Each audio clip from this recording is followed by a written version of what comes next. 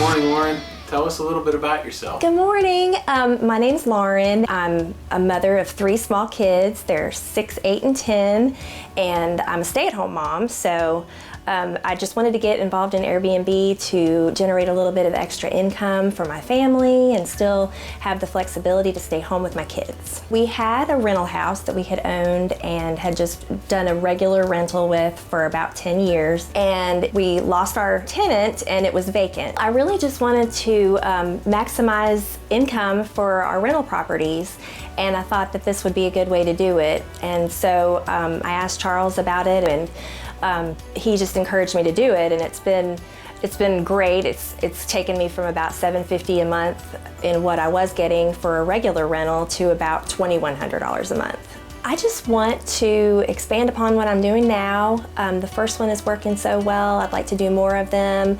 My husband travels for business a lot, so I'd like to have the flexibility to be able to go with him and take the kids. We're homeschooling this year with all the coronavirus stuff, so we have that, so we're able to travel, but I have to have somebody to be able to clean the properties and maintain them and things like that. So that's my long-term goal. I was worried about whether it would work or not, and who would come to little old St. Albans, West Virginia to stay, and who would choose my place over a chain hotel. So it was just getting over all of those fears of having it work or not work. So we are here at my second short-term rental property that was a regular rental, and I'm converting it into a short-term rental, and it's about 90% finished. I'm hoping to get it listed in the next probably 30 days, and I'm just really excited to hear what you think and any pointers you might have for me to make it more successful. Well, let's take a look All at it. right. I'm excited. So Lauren, this place looks great. Thanks. I love the idea of having decorations. You have little flowers, things on the wall, the welcome sign. Yeah. Those are all things that really makes the place photograph well. Thank you. One of the most important things about a short-term rental is the photos, because you're not able to sell the place. Right, yes. The photos in the ads are what sell the place. Okay. So I love what you've done so far. I love the throw pillows and all the decorations, the area rug. And let's walk through the place and see what else you've done. Okay, well thank you. Yeah, it was fun to do, and it's a lot of fun. So obviously this is the living room, and we have a desk over there and TV and all that good stuff. And this is the kitchen. This kitchen looks great. You have the washer and dryer, which is a must for people traveling, especially Yes. with small children. Absolutely. And when you have cleaners come in, you gotta have a washer and dryer on site. Right. And I noticed you're still waiting on a coffee maker. I am, yes, that's one of the only things I still have to get, but like I said, I'm not quite finished with it yet. To me, that's a must. Yes.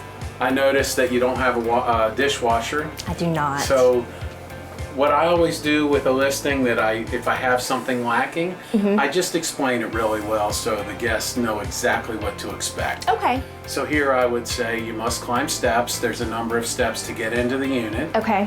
And then either supply disposable utensils and plates and cups, That's what I was thinking too. or just disclose that there is not a dishwasher and you must Right.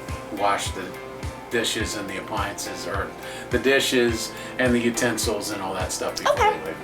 This is one of the 2 bedrooms in the unit. So I love the TV in the bedroom. A lot of people ask for a TV. Right. It's not necessary, but it's a nice added touch. Okay. And one thing that I've found that I like to do is, remember, everyone carries a smartphone these days. Right. So if I'm staying here and I want to charge my phone, I'm going to have to move some furniture or unplug something. So I would have a charging station. Okay. Maybe here by the bed. Okay. Just little convenience things. Right, yeah. No, I think that's a great idea.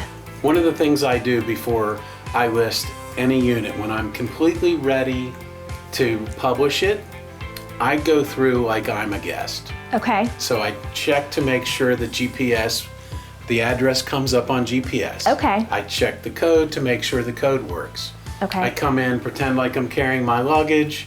Is there a place to put my luggage? Okay. Is there a place to charge my phone? Okay. Are there hangers in the closet? Is there Right. a place to put my clothes? Okay. And just things like that. So think of yourself as the guest. Right. Is there a place to hang your towel when you get out of the shower? Is there a place to put the toothbrush and toothpaste and your dog kit and that kind of stuff? So Okay. think of it from the guest standpoint. I have a question for you then, because obviously this is an older building. It's about 90 years old, and this room does not have a closet. So I have a big dresser, but is there anything else you think I should do?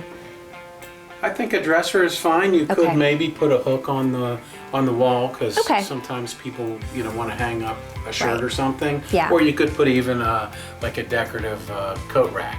Okay. Nope, that sounds good. So Thank let's you. check out the other bedroom. This is the second bedroom, and it is obviously a lot smaller than the first bedroom, but we still were able to get a full-size bed in here, and it has a closet, so that's good. I'm planning on putting a TV in here. Any thoughts on that? Well, If I can squeeze it in somewhere? This is a small bedroom, so Yeah. it's probably a kid's room. So yeah, you could hang a TV on the wall Okay. or have it on a stand here. Again, it's all about how many people you can sleep, how many That's guests what you I was can thinking. accommodate. Right. I know you're not quite done yet. Right. One thing that this reminds me of is once a bed's made, I like to have a set of clean sheets on the bed. Okay. Or I'm sorry, clean towels on the bed. Okay. So they know when they come in, okay, these are clean and they're not used. Okay. Sometimes when you see a towel hanging, you don't know if it's clean or dirty. Sure. So that way they know for sure that this is for them. Okay. And the other thing that I would possibly look into if there's any outside light at night is some darkening curtains. Okay. Yeah, there are some street lights and things like that out there, so I'll look into that for sure. So here we are in the bathroom. Again, talking about the towels, I love the way that you have the entire set there. That tells me that it's clean. Right. And it reminds me of a hotel. And what people really want in a short-term rental is all the amenities of a hotel.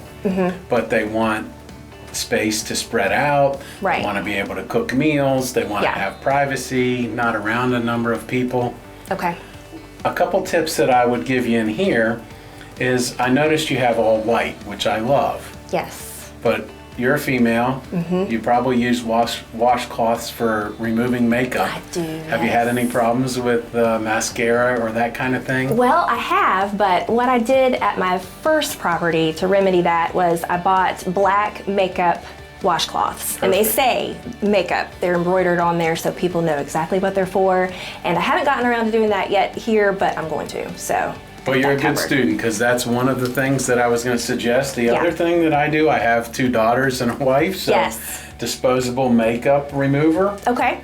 You know, I have 30 years in the hotel industry, and so I've learned a lot of little things over the years about hospitality. Sure. And the other thing that is really important for people is cleanliness. Yes. And how one hair in a bathroom Yes. can really ruin somebody's stay. I know, that's gross. And so one other thing that I learned from the hotel industry is, remember those lint rollers that you remove lint from your clothes? Yes. So this is for the bathrooms. Okay. And so after you mop, you just roll that and it gets all the hair off. And it's What a just great neat idea.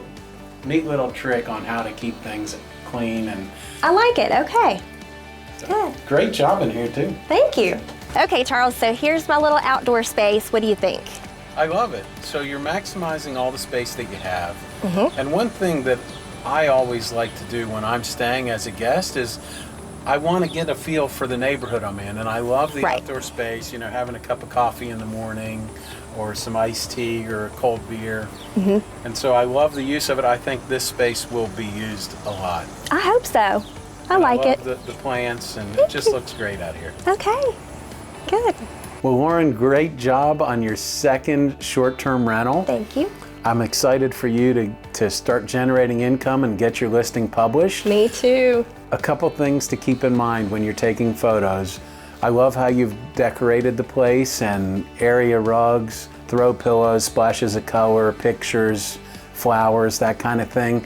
Make sure that you take your photos from a seated position. Okay. That seems the most natural and it presents the best. And take as many photos as you can. Any amenity that you offer, coffee maker, coffee, if you offer shampoo, your makeup towels, washer and dryer.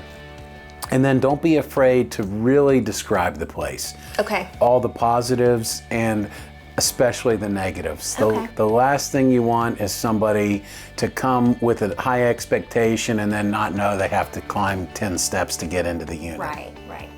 But great job. I'm excited to see you turning this $500 a month apartment into $2,500 in income. I'm excited. This is how you maximize cash flow and build wealth through real estate investing.